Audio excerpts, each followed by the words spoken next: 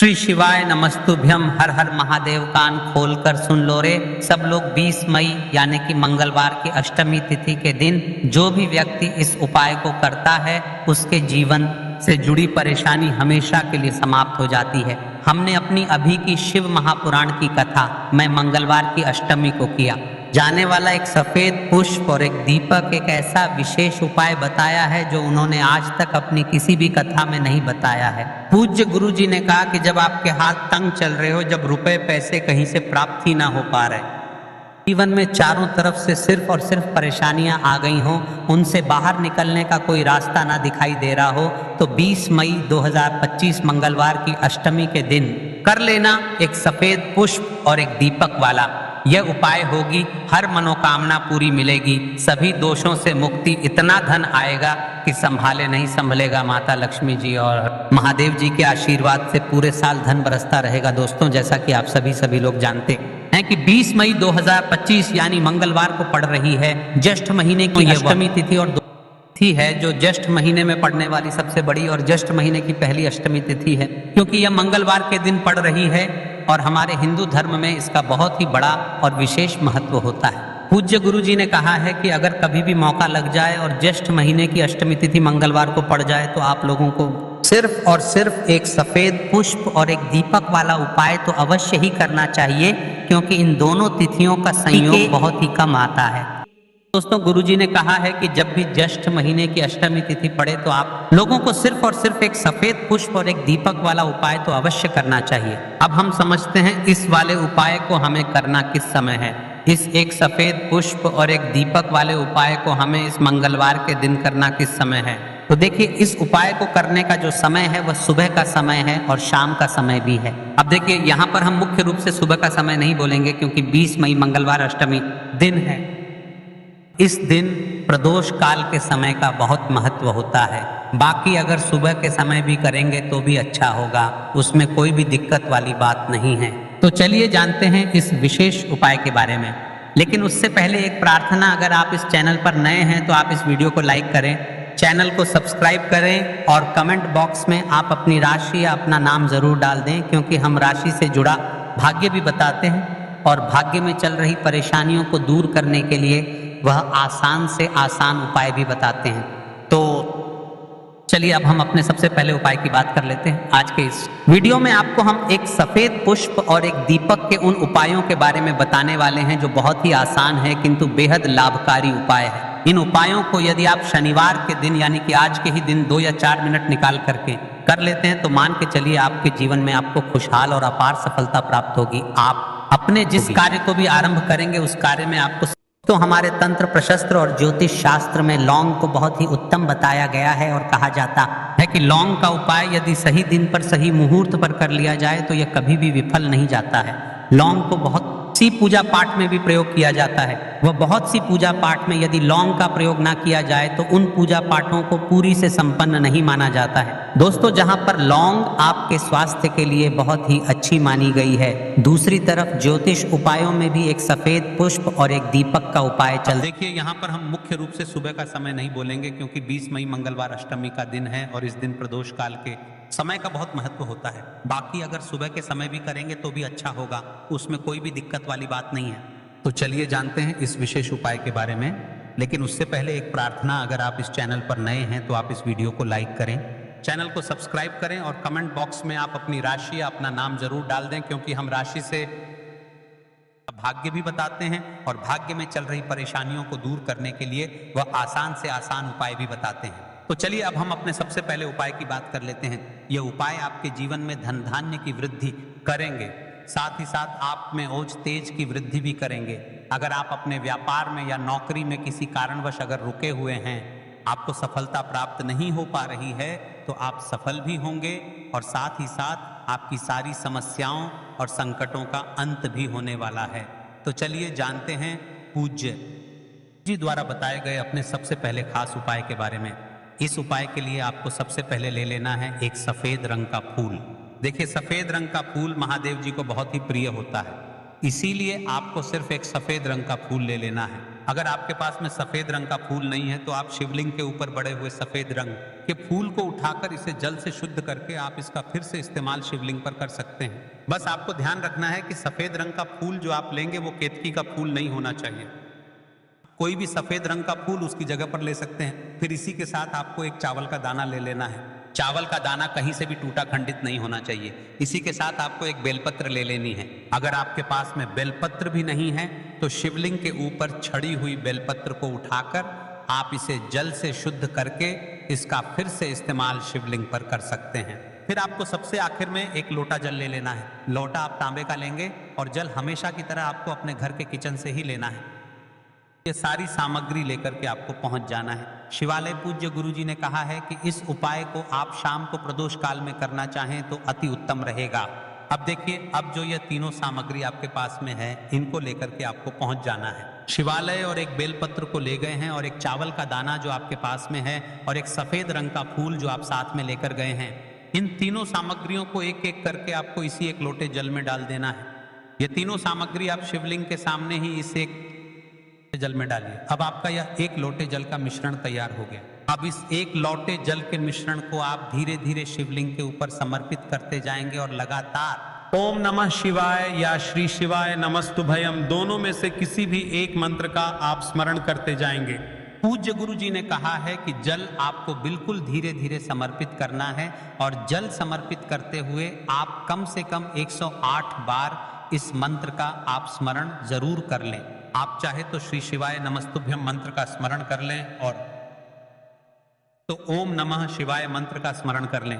इसके बाद जलधारी से जो जल बहकर के नीचे गिर रहा है उसको थोड़ा सा आपको किसी पात्र में इकट्ठा कर लेना है। आप चाहे तो इस खाली लौटे में भी इस जल को इकट्ठा कर सकते हैं और महादेव जी से अमृत स्वरूप आपको प्राप्त कर लेना है। देखिए, महादेव जी से आपको बोल देना है कि हे मेरे महादेव, मेरे व्यापार में घाटा हो रहा है, मेरे जीवन में किसी भी प्रकार की सफलता मुझे प्राप्त नहीं हो पा रही है, धनाधान की लगातार समस्या बनी रहती है, नौकरी सही से नहीं चल रही है, कुछ जीवन में परेशानियां लगातार बनी हुई हैं, तो आपकी जो भी मनोकामना हो उस मनोकामना को स्मरण करते हुए आपको इस जल को महादेव जी से अमृत स्वरूप प्राप्त कर लेना है और यह जल आपको लेकर के अपने घर को चले आना है। अब अगर आपके घर में लड़ाई झगड़ा बहुत होता है तो आप इस जल का आचमन अपने पूरे घर के प्रत्येक कोने में कर दीजिए। यानी कि इस जल का छिड़काव आपके घर के प्रत्येक कोने में आपको कर देना है। बस आपको किसी भी अशुद्ध जगह पर इस जल का छिड़काव नहीं करना है और हर कोने में इस जल का आपको छिड़काव कर देना है। साथ ही साथ आप थोड़ा सा आचमन खुद कर लीजिएगा और घर के अन्य सदस्यों को भी इस जल का आपको आचमन करवा देना है। फिर इसी के साथ अगर आप अपने व्यापार में सफलता को प्राप्त करना चाहते हैं या फिर नौकरी में सफलता को प्राप्त करना चाहते हैं तो आप जिस भी जगह या फिर अगर आपके व्यापार में घाटा हो रहा है तो आप इस जल का अपने व्यापार वाली जगह पर इसका छिड़काव भी कर देंगे। फिर आपके जीवन में किसी भी प्रकार की अगर समस्या है तो आप इस जल का आचमन खुद कर लेंगे।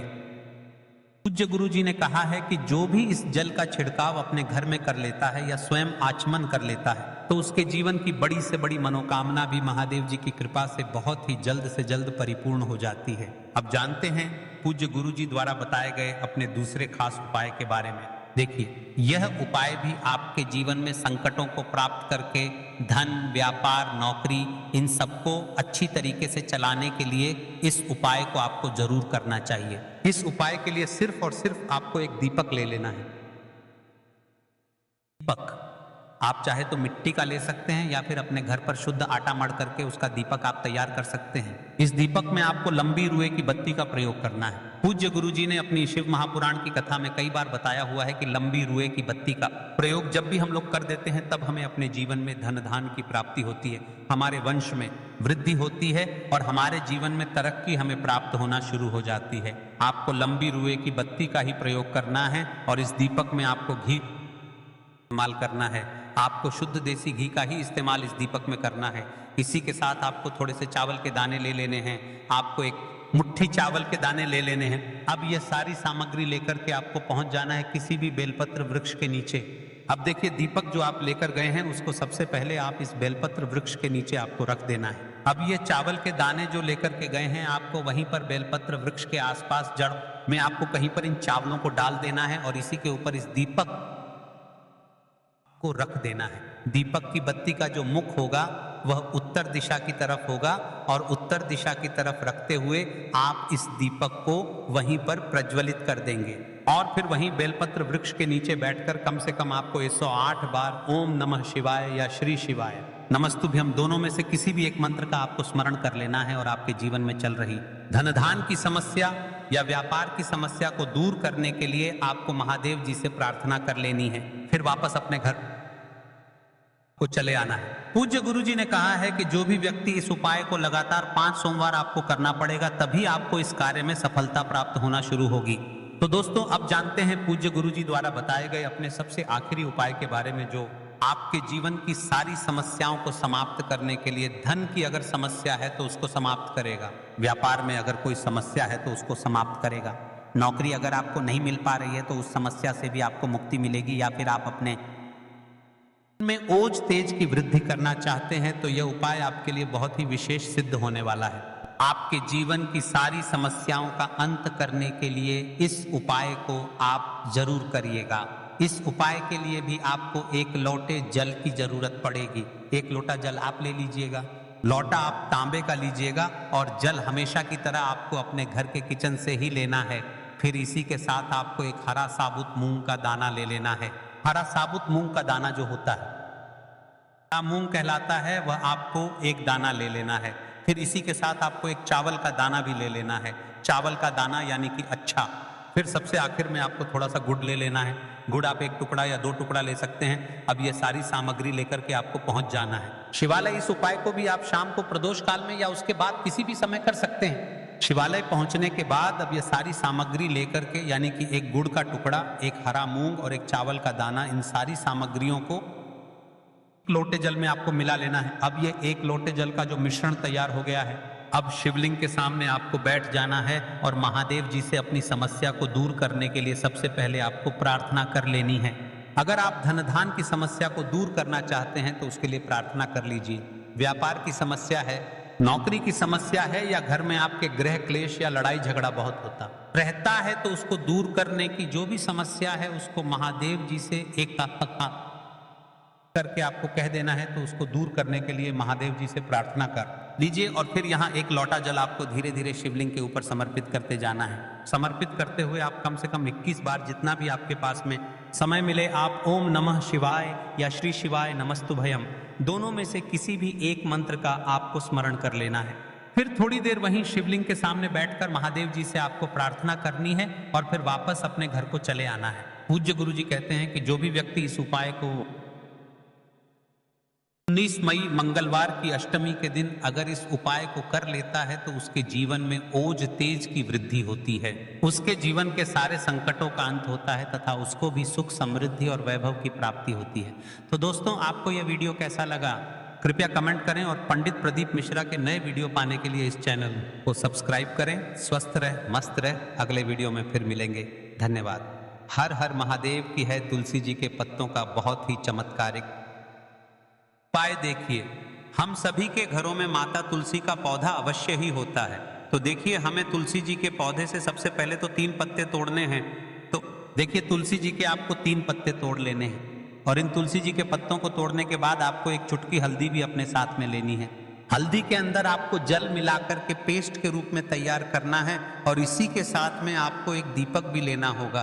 दीपक आप मिट्टी का भी ले सकते हैं, आटे का भी ले सकते हैं और इस दीपक में आपको शुद्ध घी डाल के इसमें, आपको भी पता है अष्टमी तिथि का कितना महत्व होता है, तो आपको 20 मई यानी कि मंगलवार के दिन आपको लंबी रुकी बाती का प्रयोग करना है। देखिए दोस्तों, आपके पास है 3 तुलसी जी के पत्ते। तो पहला जो तुलसी जी का पत्ता है उस पर आपको सबसे पहले तो जो आपने हल्दी ली है उसकी एक बिंदी लगानी है। और पहला जो तुलसी जी का पत्ता है, आपके घर में भगवान विष्णु का चाहे कोई सा भी स्वरूप हो, चाहे लड्डू को गोपाल जी का स्वरूप हो या फिर भगवान कृष्ण की आपके मंदिर में प्रतिमा हो या फिर भगवान श्री राम की प्रतिमाएं, उनके सामने आपको पहला तुलसी जी का पत्ता अर्पित करना है।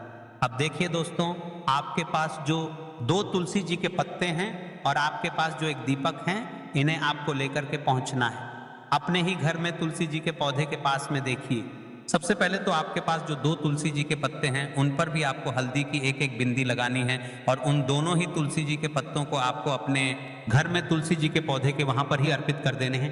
और इस प्रकार से यह दोनों पत्ते भी तुलसी के पौधे के पास में अर्पित करने के बाद अंत में जो आपके पास एक लंबी बाती का दीपक है, इसे आपको तुलसी जी के पौधे के पास में ही प्रज्वलित कर देना है। जो भी व्यक्ति अपने ही तुलसी जी के 3 पत्तों का यह उपाय कर लेता है तो उसका परिवार हमेशा खुश रहता है, उसके परिवार में कभी भी कोई भी संकट उत्पन्न नहीं होता है, और यदि आपके घर में जो भी ग्रह क्लेश हैं वह भी समाप्त होते हैं।